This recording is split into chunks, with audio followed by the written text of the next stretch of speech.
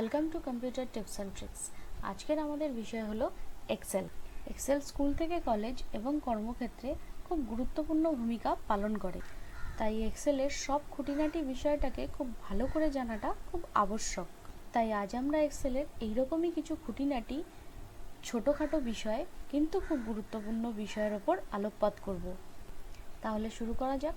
আমি প্রথম যে জিনিসটা দেখাবো সেটা হলো ট্রান্সপোজ। এর জন্য আমাদের কিছু ওয়ার্ডস এবং কিছু নাম্বার লিখে নিতে হবে, তাই আমি সেগুলো লিখে নিচ্ছি।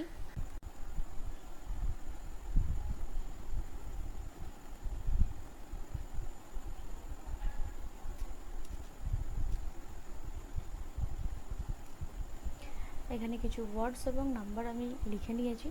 এবার আমরা ইউজ করব সেটি হলো ট্রান্সপোজ। ট্রান্সপোজ আমরা সেখানে ব্যবহার করি যেখানে কলাম ওয়াইজ কোনো জিনিসকে রো ওয়াইজে কনভার্ট করা যায়। অর্থাৎ আমি করে দেখাচ্ছি, তবে জিনিসটা একটু সুবিধা হবে বুঝতে। সেক্ষেত্রে আমাদের যে কলাম এবং রোগুলিকে নিয়ে কাজ করতে হবে সেগুলিকে কপি করে নিতে হবে। এখানে কপি করে নিয়েছি।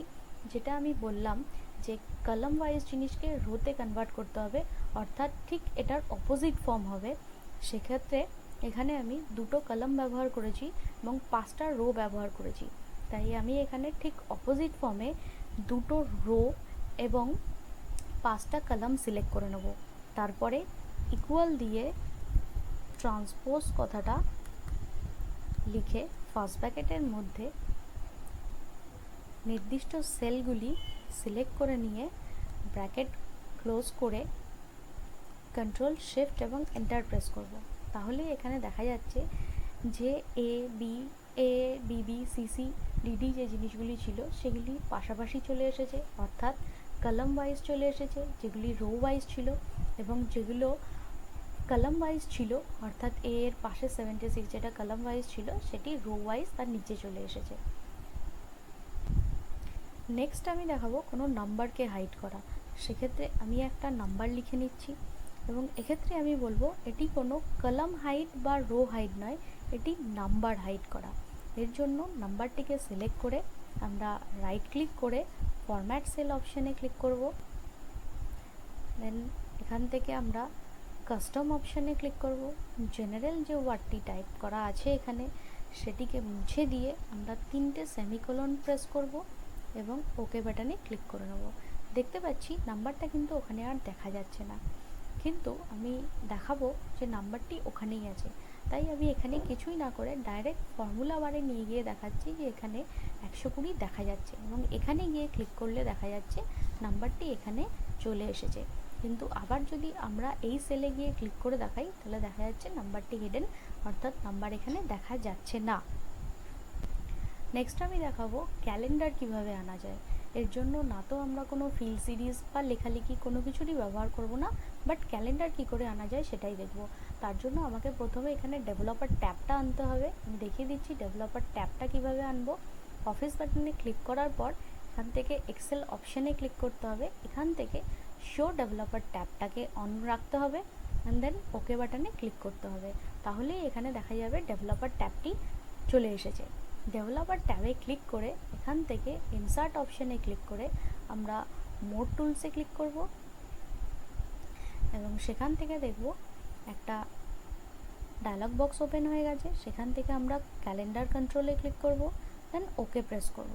এখানে দেখব একটা প্লাস সাইন দিয়েছে, অর্থাৎ ড্র্যাগের একটা অপশান দিচ্ছে। আমাদের যত বড় ক্যালেন্ডার প্রয়োজন তত বড় আমরা জায়গা সিলেক্ট করে নেব। দেখতে পাচ্ছি ক্যালেন্ডারটা এখানে চলে এসেছে এবং এই ক্যালেন্ডারকেও যদি মডিফিকেশন করার আমাদের ইচ্ছে হয় সেক্ষেত্রে সেটাও আমরা করতে পারি। তাহলে ডেভেলপার ট্যাব থেকেই প্রপার্টিজ অপশানে ক্লিক করতে পারি। সাপোজ যদি এখানে আমরা ব্যাকগ্রাউন্ড কালার চেঞ্জ করতে চাই তাহলে সেক্ষেত্রে আমরা এখান থেকে মাল্টি কালার আছে, যে কালার আমাদের পছন্দ মনে হবে সেই কালারটি নিয়ে চেঞ্জ করতে পারি। এছাড়াও যদি মনে হয় আমাদের এখান থেকে যে টাইটেল বা টাইটেল কালার যেটা রয়েছে সেটাকেও চেঞ্জ করার আছে, তাহলেও এখান থেকে যেটি আমাদের মনে হবে সেটি আমরা নিয়ে চেঞ্জ করতে পারি। থেকে চেঞ্জ যা করার হয়ে যাওয়ার পরে আমরা ডিজাইন ট্যাবে গিয়ে বা ডিজাইন মোডে গিয়ে ক্লিক করলেই দেখা যাবে যে চেঞ্জেসগুলো আমরা করেছিলাম সেটা এখানে দেখা যাচ্ছে। নেক্সট আমি দেখাবো কোনো নাম্বারকে এক ইউনিট থেকে অন্য ইউনিটে কীভাবে ট্রান্সফার করা যায়। তার জন্য আমাদের এখানে লিখতে হবে equal convert first bracket open যে নাম্বারটাকে আমি ট্রান্সফার করতে চাইছি সেই নাম্বারটাকে আমি টাইপ করছি এখানে। সাপোজ আমি এখানে লিখছি 100 এবং এখানে আমি সেন্টিগ্রেড টু ফারেনহাইট ট্রান্সফার করব বা কনভার্ট করব। সেক্ষেত্রে আমি ডাবল ইনভার্টেড কমার মধ্যে সি কমা দিয়ে আবার ডাবল ইনভার্টেড কমার মধ্যে এফ লিখছি, দিয়ে ডাবল ইনভার্টেড কমা ক্লোজ করে ব্র্যাকেট ক্লোজ করে এখানে এন্টার দিচ্ছি। তাহলেই দেখা যাচ্ছে সেন্টিগ্রেড টু ফারেনহাইট কনভার্ট হয়ে গেছে। এরপর আমি নেক্সট দেখাবো সিনারিওস। তার জন্য আমাদের যেতে হবে ডেটা অপশানে এবং একটা টেবিলও আমাদের প্রয়োজন হবে শিট 2তে, তাই অলরেডি আমি একটা টেবিল বানিয়ে রেখেছি। এখানে আমরা দেখতে পাচ্ছি রেট, টার্মস, প্রিন্সিপাল, পেমেন্ট এবং টোটাল। তো এটার ওপরেই আমি সিনারিওস দেখাবো। তো সিনারিওসের জন্য আমরা ডেটা অপশানে অলরেডি ক্লিক করে ফেলেছি। ডেটা রিবনে এখান থেকে আমাদের হোয়াট ইফ অ্যানালাইসিস থেকে সিনারিওস ম্যানেজারে ক্লিক করতে হবে। এখান থেকে আমরা অ্যাড অপশানে ক্লিক করব। সিনারিওসের আমরা নাম দেব, কী ধরনের সিনারিওস আমরা এখানে দেখাতে চাইছি তার ওপরে নাম দিলেই জিনিসটা ভালো হয়। সেক্ষেত্রে আমরা দুটো কন্ডিশন এখানে দেখাতে চাইবো, একটা গুড একটা ব্যাড। তো আমি সেই হিসেবেই নাম দিচ্ছি এখানে গুড। এখানে চেঞ্জিং সেলে গিয়ে যে সেলগুলির ওপর আমরা সিনারিওস দেখাতে চাইছি সেলগুলিকে সিলেক্ট করে নিতে হবে।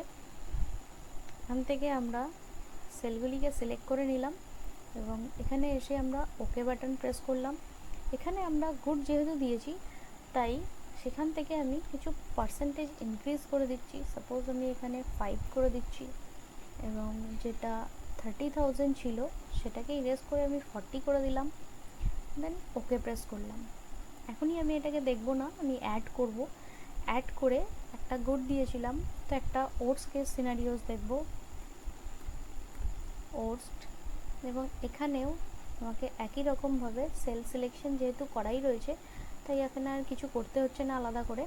ওকে বাটন প্রেস করব এবং এখানেও আমি ওটস কেস সিনারিওস দেখার জন্য 2% করে দিলাম এবং এখানে এসে আমি 50টা কিছু চেঞ্জ করলাম না, 30র জায়গায় এসে আমি 20 করে দিচ্ছি এবং ওকে করে দিচ্ছি। সেক্ষেত্রে দু ধরনের সিনারিওস আমি দেখব। প্রথমে আমি গুড যেটা চেঞ্জেস করেছিলাম তার সিনারিওসটা দেখতে চাইবো। শো করলেই দেখা যাচ্ছে এখানে পার্সেন্টেজটা কেমন বেড়ে গেছে, এবং ওর্স্ট কেস সিনারিওসে দেখব শো করলেই এখানে পার্সেন্টেজটা লেস হয়ে গেছে। এছাড়াও আমরা এখান থেকে দেখতে পাচ্ছি সামারিও যদি আমাদের প্রয়োজন হয় সেক্ষেত্রে আমরা সিনারিও সামারিও দেখতে পারি।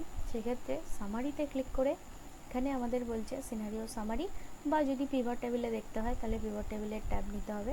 এখান থেকে আমি শুধু সিনারিও সামারি দেখতে চাইছি তাই আমি ওকে বাটনে ক্লিক করে দেবো। এখান থেকে দেখতে পাচ্ছি হোল সিনারিও সামারি যেটা রয়েছে সেটা কমপ্লিটলি চলে এসেছে। তোমাদের যদি আমাদের এই ভিডিওগুলো ভালো লেগে থাকে তাহলে অবশ্যই লাইক এবং শেয়ার করতে ভুলবে না, আর চ্যানেলে যদি নতুন হও তাহলে অবশ্যই সাবস্ক্রাইব করে বেল আইকনটি প্রেস করো।